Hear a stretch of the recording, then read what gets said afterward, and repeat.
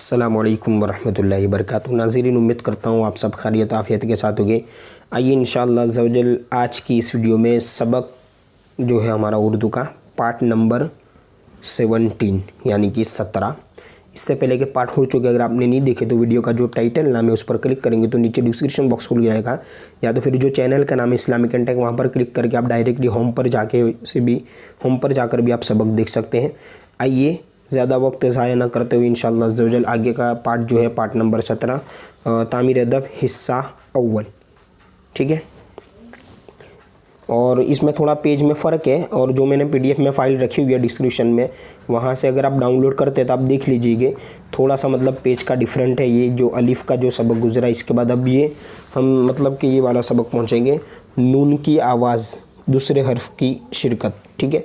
तो आप देख लीजिएगा यहाँ पर, क्योंकि आप अगर अभी तक जो 16 पार्ट आपने देख लिए तो उम्मीद करता हूँ कि काफ़ी हद तक या 50% तो कुछ आपको आ गया होगा, तो इसके ज़रिए से भी आप यहाँ तक पहुँच सकते हैं। और अगर आपके पास यही किताब है तो इसमें 31वां पेज है, और अगर दूसरी वाली किताब है तो इसमें शायद तक 25 या 26वां पेज होगा। तो आइए शुरू करते हैं। बिस्मिल्लाहिर्रहमानिर्रहीम।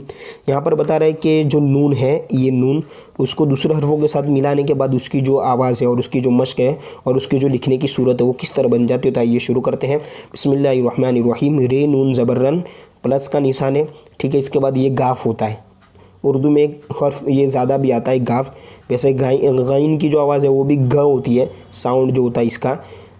और उर्दू में इस तरह एक काफ होता है और इसके ऊपर एक ज़बर की तरह छोटी सी लाइन होती है तो इसको गाफ कहते हैं।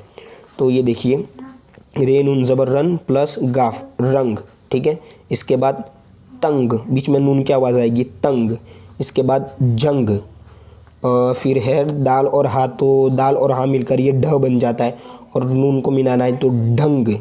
जंग मंगल जंगल, ठीक है। इसके बाद ये जो है इसको मैं लिख कर रख दूँगा, यहाँ पर आपको दिख रहा होगा कि यहाँ पर लिखा हुआ आएगा हिंदी में ये क्या लिखा हुआ है, ठीक है। इसके बाद गुंगा, ठीक है।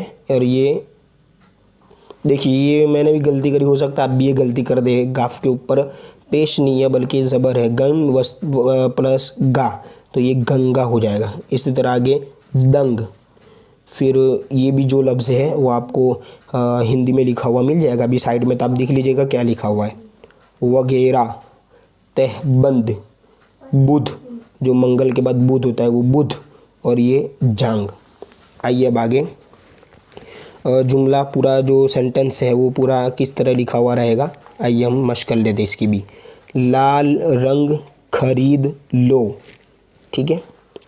ये गली बहुत तंग है। जंग का माना लड़ाई है। तुम लोग आपस, देखिए अलिफ के ऊपर मद है, आपस में जंग न करना। नमाज पढ़ने का, पढ़े, ठीक है। रॉ के ऊपर छोटा सा तो है तो वो अड़ा हो जाता है, हाँ, तो पढ़ने का। ढंग, दाल और हा मिलकर ये ढ हो गया, नून का डंग, सीख लो। मंगल के बाद बुध का दिन है, आपको मालूम होगा है ना, मंगल के बाद बुध है या जुमेरात, तो आप बता देना। शेर वगैरह, शीन या रॉ, शेर वगैरह जंगल में रहते हैं। देखिए ये जो है ना, पहले हा या गोल, इसके बाद या, फिर ये जो बना हुआ है ये गुन्ना है, इसको कहते हैं। ये ज़्यादा लोगों के लिए ज़्यादातर इस्तेमाल होता है हैं। अगर एक होता है यहाँ शेर जंगल में रहता है तो वहाँ पर इस तरह का है आता है, लेकिन यहाँ जंगल में रहते हैं, ज़्यादा चीज़ के बारे में बात की जा रही है तो ये वाला आएगा, ठीक है। मैं आपको देख कर दंग रह गया। अब ये जो लिखा हुआ है आप देख लीजिए हिंदी में, ठीक है। इसके बाद ये का दूसरा नाम तहबंद है। गंगा नदी के किनारे कानपुर आबाद है। जिस्म, जीम सीन मीम, जिस्म नंगा न करो।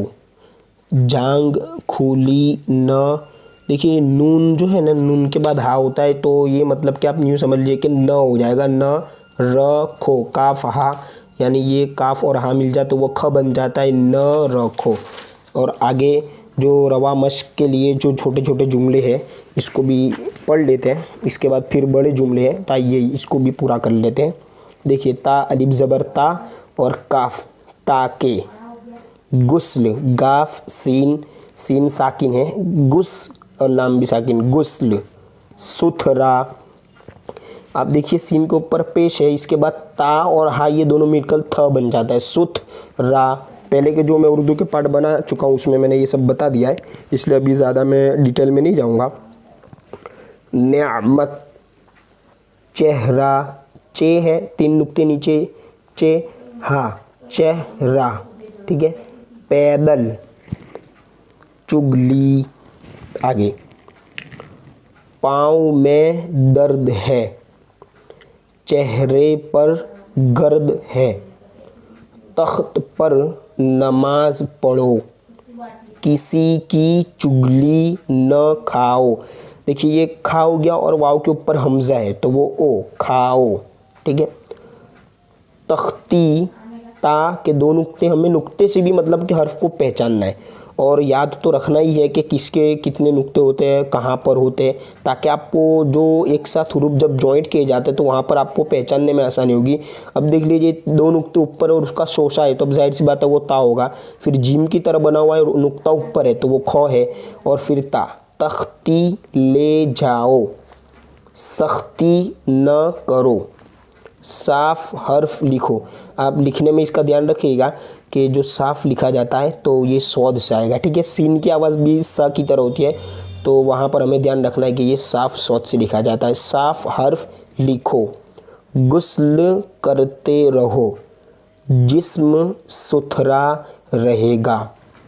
रब का, रब रोबा, रब का शुक्र करो। हो सकता है आपको भी शुरुआत में ये तकलीफ़ आ जाएगी ज़बर ज़ेर पेश लगाने में कि कहाँ पर ज़बर लगाना है, कहाँ पर ज़ेर लगाना है, लेकिन जितना ज़्यादा आप मशक करेंगे, जितनी ज़्यादा बार इसको पढ़ेंगे तो ऑटोमेटिकली आपका जो मतलब के सेंस है वो आप इसको जान लेंगे कि कहाँ पर आगे पीछे का जो जुमला है उसका जो रब्तो ज़ब्त है, आगे पीछे के जुमले का क्या मतलब कि मिलावट है, इस जुमले का पीछे से क्या मतलब कि कुछ ताल्लुक है या आगे के जुमले के साथ कुछ ताल्लुक है, तो आप इसको पढ़ने में मतलब कि आपके लिए पढ़ने में आसानी हो जाएगी।